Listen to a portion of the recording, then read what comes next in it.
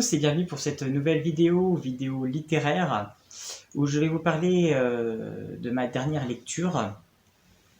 Et il s'agit d'un réel coup de cœur, il s'agit vraiment d'un livre original qui pose une réelle réflexion et qui nous fait réfléchir.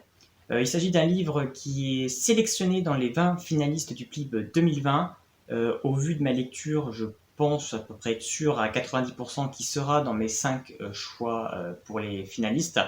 Parce que vraiment pour moi, ça a été un livre hors norme et qui est vraiment qui sort vraiment de ce qu'on peut lire et ce qu'on peut voir dans la lecture young adulte, malgré un speech de départ où on peut se dire c'est du déjà vu. Et finalement, il y a tellement une réelle réflexion derrière ce livre et tellement une thématique mise en place et tellement de choses qu'en fait on se rend compte que au-delà de l'histoire qu'elle a voulu faire, elle va vraiment quelque part où en fait on ne s'y attend pas en lisant le résumé au départ du livre. Il s'agit de Les Nocturnes de Tess Corsac aux éditions Lynx. En fait, on est dans un espèce comment on va appeler ça, dans un centre de soins, où en fait on a 250 jeunes, plus ou moins jeunes, parce que finalement le héros a une vingtaine d'années, donc on est un petit peu dans ces eaux-là, entre 18 et dans la vingtaine, et donc ils sont séparés en deux groupes, il y a 125 verts et 125 rouges, donc c'est les couleurs qui sont sur leurs uniformes, et ils n'ont plus de mémoire, ils sont amnésiques, ils ne se souviennent plus pourquoi ils sont là, de leur vie avant, ils ont quelques souvenirs comme ça, ils se souviennent un petit peu, voilà, le héros Nat va se rappeler un petit peu du visage de sa mère, de quelques bribes de souvenirs comme ça, mais pas plus que ça. Et donc voilà, ça fait déjà 4 ans que Nat, il est dans ce centre où il suit des soins, il a des cours, et tout est très organisé, très réglé. Voilà, toujours des soins médicaux. Donc lui, il souffre beaucoup de problèmes plus de mal de ventre, donc il est toujours obligé d'aller souvent chez le médecin. Et donc voilà, on est dans cet univers, on ne sait pas trop pourquoi ils sont là, pourquoi ces couleurs, et quel est le but de tout ça.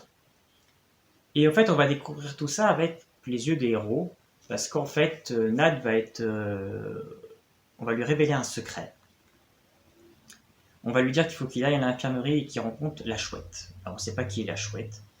Donc il va aller à l'infirmerie et va donc rencontrer cette jeune fille qui se fait appeler la chouette, qui est donc une handicapée qui est obligée de se déplacer avec des béquilles parce qu'elle a un problème au niveau des jambes. Elle peut se déplacer très difficilement.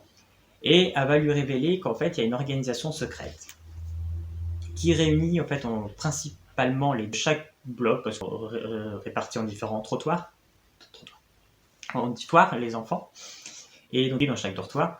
Et en fait, ils se réunissent en général la nuit à l'extérieur en évitant les caméras parce que tout est... Donc ils ont réussi à trouver un stratagème pour éviter les caméras à l'heure, toujours dans le domaine du centre, mais à l'extérieur du centre, dans la forêt. Et en fait, ce groupe s'appelle Les Nocturnes. Les participants à ça sont Les Nocturnes. Et en fait, ils veulent mettre en un plan pour refaire la vérité sur ils sont là. Parce qu'en fait, la veille a été une fille, Laura, avec pied, s'enfuir dans les services médicaux de l'institut, et ils ne l'ont plus jamais revue, et donc ils supposent qu'elle a été éliminée. Et ça, c'était l'élément déclencheur et qui fait que du coup, ils veulent mettre Nat dans la confidence. Nat va donc aller dans ce premier rendez-vous des Nocturnes, et donc on apprend un peu plus sur eux, ce qu'ils savent déjà, et va surtout apprendre une grande révélation. Il faisait déjà nocturne, mais il a eu au piège sur les missions, et en fait, l'institut l'avait emmené au sous-sol, et en fait, au sous-sol, on vous refait un lavage de cerveau, on vous re qu'il avait, du coup, tout oublié une fois de plus. Donc, il était en mission avec son meilleur ami Léo, qui était lui aussi un nocturne, mais finalement, ils ont décidé de remettre que lui dans le lot et laisser Léo de côté. Donc, Nat va être un petit peu chamboulé par toutes ces révélations, va se sentir mal vis-à-vis de son ami Léo parce qu'il aimerait lui dire la vérité, mais il doit garder ce secret nocturne parce que oui, il sent qu'il y a quelque chose en lui qui dit qu'il faut qu'il mène cette enquête et qu'il découvre la vérité. Donc les Nocturnes vont lui révéler pas mal de révélations sur le centre, ce qu'ils ont pu déjà découvrir, qu'ils ont un contact au niveau de l'institut. Il y a un des surveillants qui serait de leur côté. Donc la question c'est est-ce que vraiment il est de leur côté ou c'est l'institut qui veut faire croire qu'il est de leur côté. Donc ça c'est aussi très intéressant, il y a toujours des interrogations sur finalement sur qui faire confiance, qui est très intéressant sur ce livre. Et en fait, il découvre que Laura avait réussi sa mission, une mission qu'ils avaient toujours échoué jusque-là, dont la mission c'était la même mission en fait où avait été capturé Nat à l'époque. Laura avait donc volé des papiers donc dans le bureau du directeur et qui leur révélerait sûrement des choses sur pourquoi ils sont là. Et donc ces papiers ont été déposés dans le bureau de ce surveillant. Donc Nat est envoyé pour découvrir, pour récupérer ces papiers. Et la chouette va lui conseiller, parce qu'en fait c'est la chouette qui organise beaucoup de choses, on voit qu'elle est au courant de choses mais qu'elle ne révèle pas tout, va lui conseiller de lire ces documents qu'en petit comité, qu'avec quelques rouges qui sont avec lui, et que si, voilà, en fonction de ce qu'ils auront révélé, ils révéleront aux autres nocturnes, et pour le moment il faut qu'ils le regardent entre eux. Et ils vont ouvrir donc ces documents, et ils vont découvrir en fait que donc ils ont tous subi une amnésie par leur choix, et qu'en fait la couleur correspond en fait à ce qu'ils étaient avant.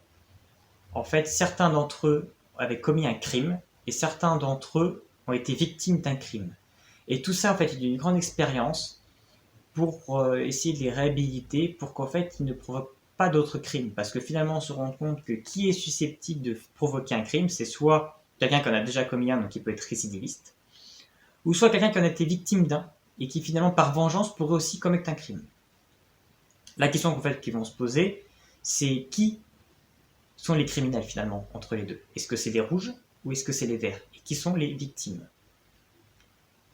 Donc ils vont se rendre compte qu'ils ont une bombe entre les mains, que s'ils révèlent ça, tout l'institut va voler en éclats, toutes leurs connaissances, tout ce qu'ils pensaient savoir va voler en éclats.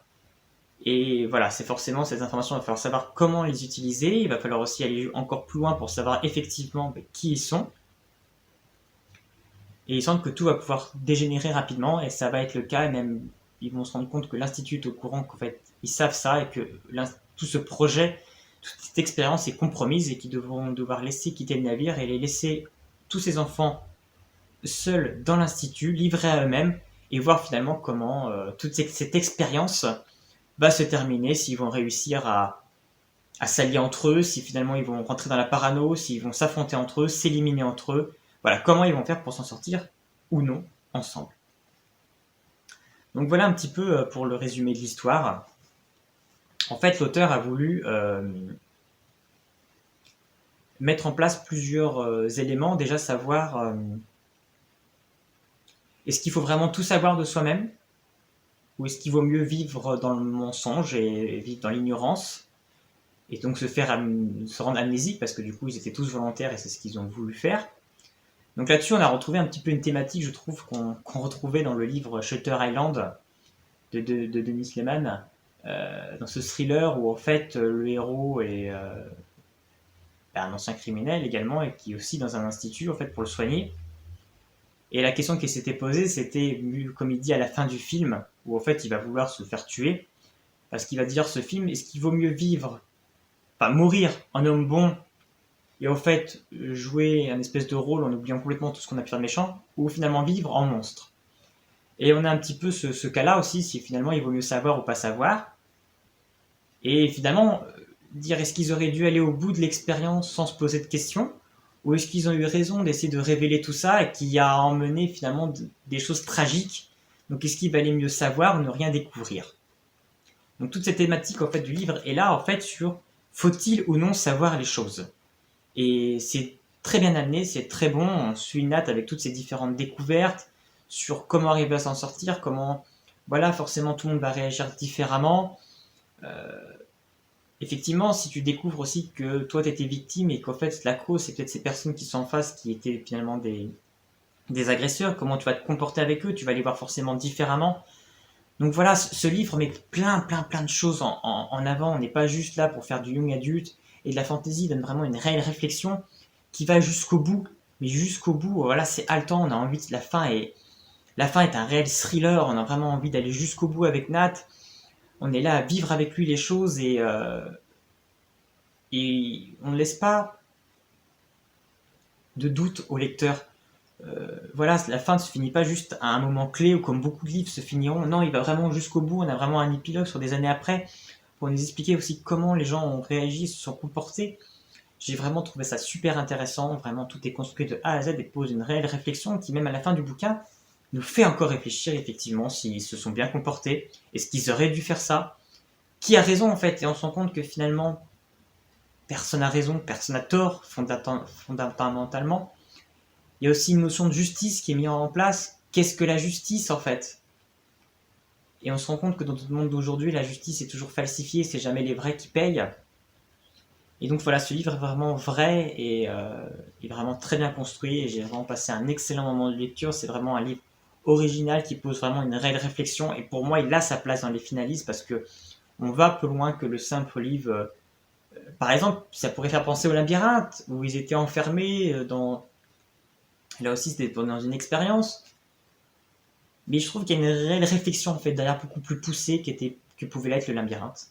Donc pour toutes ces raisons, je trouve que ce livre mériterait d'être finaliste.